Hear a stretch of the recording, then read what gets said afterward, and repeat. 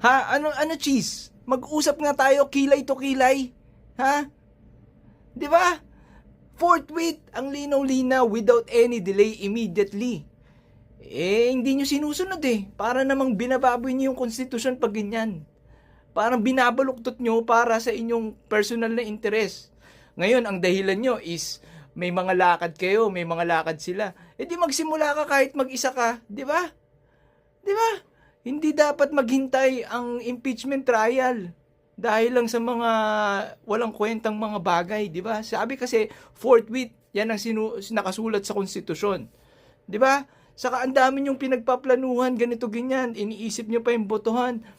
Alam nyo, isimulan nyo lang, i-demand nyo lang yung bank records ni Sara Duterte, hindi na kayo aabot sa botohan ng impeachment. Magre-resign na yan dahil kung wala yung tinatago sa kanilang mga bank records, nilabas na nila yan dati pa. Hindi na nila pinapahaba. Hindi nga makapagpaliwanag kahit anong aligasyon dun sa confidential fund, hindi niya mapaliwanag Tinatakbuhan niya Di ba? So, ibig sabihin, maanomalya ang kanyang mga financial statements. Di ba? Meron siyang problema. Kaya ano pang hinihintay nyo? Simulan nyo na. Magre-resign na yan. Basta simulan nyo lang. Okay?